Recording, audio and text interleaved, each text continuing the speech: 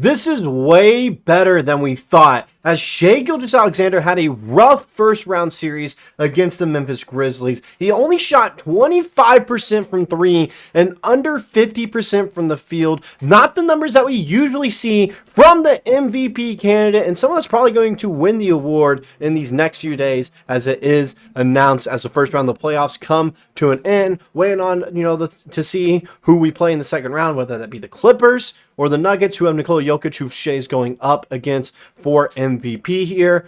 But he did not have the best first round whatsoever. All right, he struggled a little bit at times. It looked like Jalen Williams was our best player in that first round, which is not a bad thing, as we need Jalen Williams to really step up in the NBA playoffs if the Thunder want a chance of winning a championship this year. But Shai Gilgeous-Alexander has got to be a little bit better than what he was in his first round, and now in the second round, third round, and even in the finals, if the Thunder want to make it all the way and win an NBA championship for Oklahoma City. But what he recently said about this little stretch here might prove that it is way better than we think is going on right now, and that he's actually going to be just fine, especially after this last game we saw from him. Before we get into all that, though, a quick moment to recognize that around 286 of you guys are not do not have that bell notification turned on. 188 of you, or I say that 286 of you guys have that bell notification turned on. 188 of you guys have all notifications turned on. I want to get as many people you guys having that bell notification turned on, so as soon as a new video drops on Thunder Digest, you guys can immediately go, boom, let me check out what Bryson or Gabe put up for us now today. So let's try to reach that goal of 500 of you guys. I know, 500, that's a lot. We only got 3,000 subscribers here,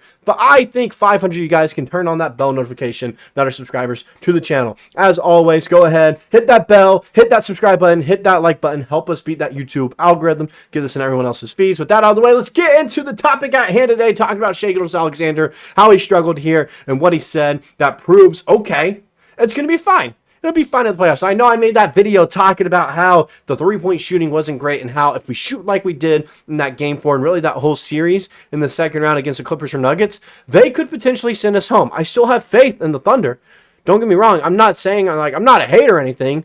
I'm not dissing them. I'm just saying the facts. If you shoot 20% from the field, you're usually not going to win games. It was just like we faced an injured Memphis team that we just outmatched in every other aspect of the game. All right? That's all it was. The Clippers or Nuggets, they're going to, they can play up to, par with us in every other aspect of the game, where we got to shoot better from three. But Shai Gilgeous-Alexander, he also has to do better.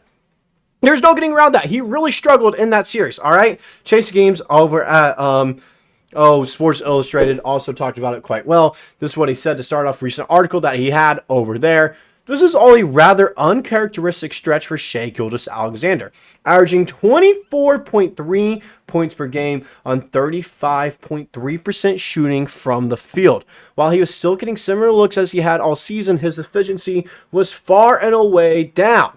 Oklahoma City might have kept winning, but this couldn't continue to be a trend heading into the second round, so Gilgeous-Alexander eliminated Memphis with fury. In 38 minutes, Gilgeous-Alexander dropped 38 points, 5 rebounds, 6 assists, 2 steals, and 1 block on 13 and 24 shooting from the field, and 11 and 13 from the free throw line. The high point total was back, and so too was the efficiency. So as you can see there in that last game, he had 38 points, all right, shot over 50% from the field. It is a great sign to see Shai doing that, especially in a game 4 closeout game, to get the sweep right there.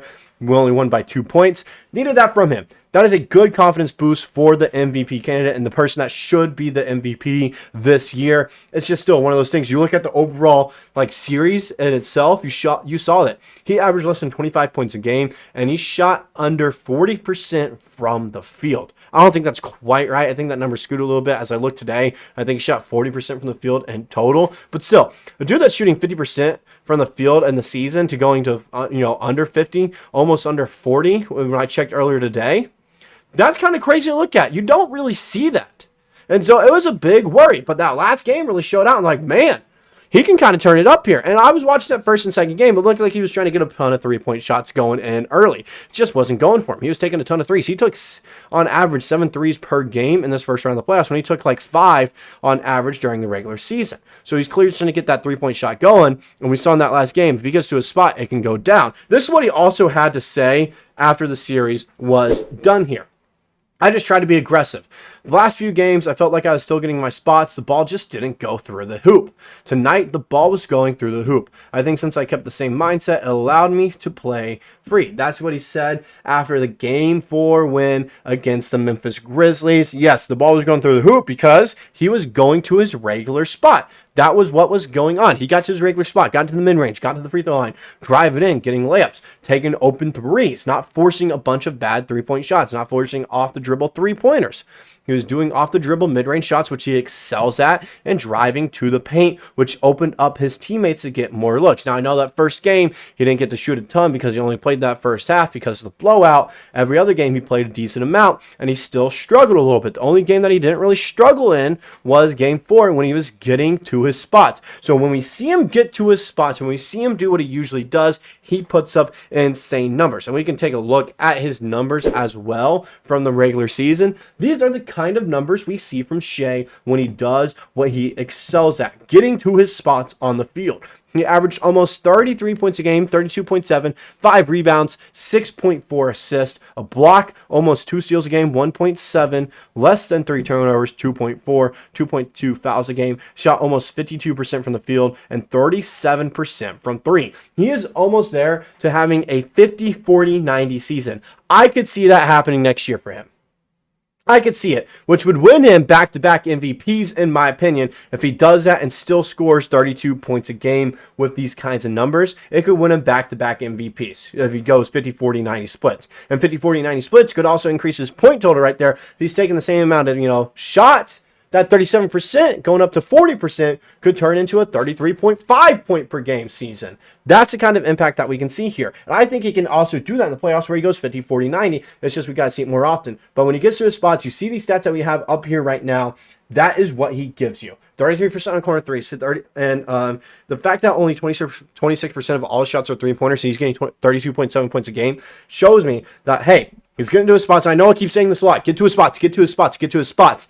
Once he does, no one can guard him. We saw that in Game 4. We saw that multiple times during the regular season. When he gets to his spots on the floor that he excels at, the defense knows that, man, if we don't guard him right here, he's going to drain it. So they step up. And if they don't step up, it's a wide open shot for him. He knocks down. But if he does step up, what happens? He's going to have a game where he has 7, 8, 9 assists, maybe even 10.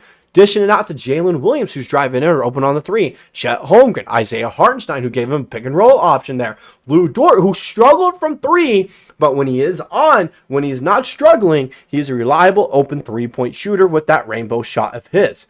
All that matters, though, is Shai keeping his confidence like he's shown that he has after that comment that we saw, all right? Get to his spots and do his thing.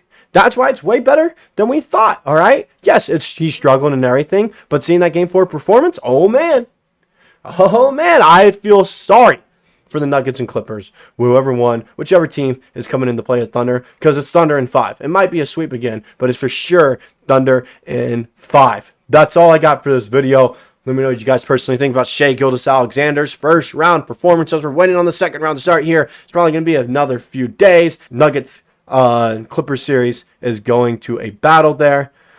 That's all I got. See you guys in the next one.